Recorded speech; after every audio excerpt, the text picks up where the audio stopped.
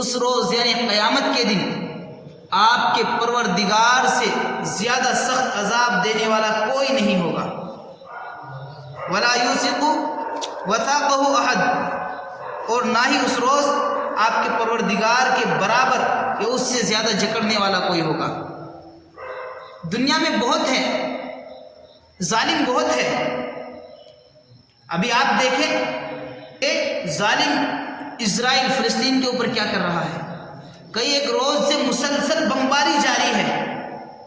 ہزاروں کی تعداد میں مسلمان مظلوموں کو ہلاک کر دیا، ان کو شہید کر دیا.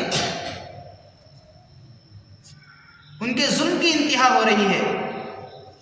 لیکن آپ کے پروردگار کے برابر قیامت کے دن عذاب دینے والا کوئی نہیں ہوگا. ایک لمبے زمانے تک افغانستان کے اوپر ظالموں نے ظلم و بربریت جاری رکھی.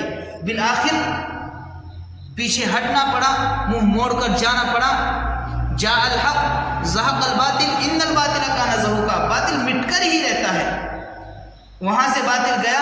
انشاءاللہ ایک روز آئے گا کہ فلسطین سے بھی باطل کو جانا پڑے گا. فلسطین سے بھی باطل کو جانا پڑے گا. فلسطین میں کئی ایک روز سے، کئی دنوں سے، ویسے تو ایک لمبے زمانے سے وہاں کیا ہے، مستقل مسلمانوں کے اوپر ظلم و بربریت جاری ہے. لیکن کئی ایک روز سے کتنے گھروں کو بمباری کے ذریعے سے برباد کر دیا، ہزاروں کی تعداد میں مسلمانوں کو شہید کر دیا. یہاں ایک بات یہ بھی ہے کہ ہم کوئی بھی ان کے واسطے دعا کرنے کو تیار نہیں.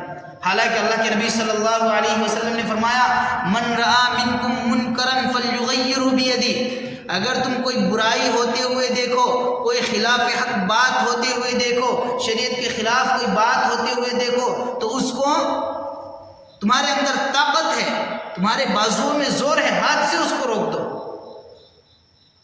اگر اتنا زور نہیں ہے فمن لم یستطیع فبلسانی، تم ہاتھ سے نہیں روک سکتے تو زبان سے اس کو روکو. آپ آواز اٹھائے یہاں سے ظالم اسرائیل کے لیے، آواز اٹھائے کہ وہ اپنے ظلم کو بند کرے.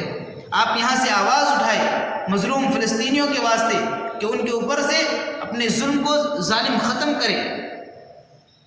اگر آپ زبان سے بھی نہیں کہہ سکتے کہ یہ خلاف حق بات ہے، اس کو چھوڑ دے. اللہ کے نبی نے فرمایا فمن لم یستطیع فبقلبی، آپ دل سے اس کو برا سمجھے. بعض اسلامی ممالک مسلمان ایسے ہیں جو ابھی بھی اسرائیل کے طرفدار ہے. اسرائیل مسلمانوں پر اتنا ظلم کر رہا ہے، پھر بھی اسرائیل کے طرفدار ہے.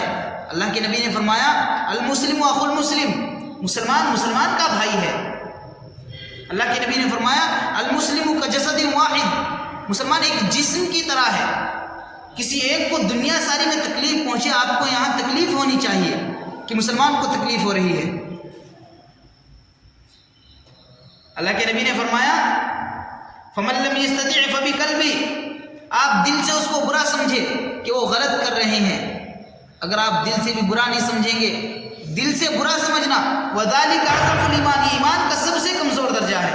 اگر آپ دل سے بھی برا نہ سمجھے، اب بھی ان کی طرفداری کرے، تو پھر یاد رکھیں ایمان نہیں ہے، پھر ایمان نہیں ہے.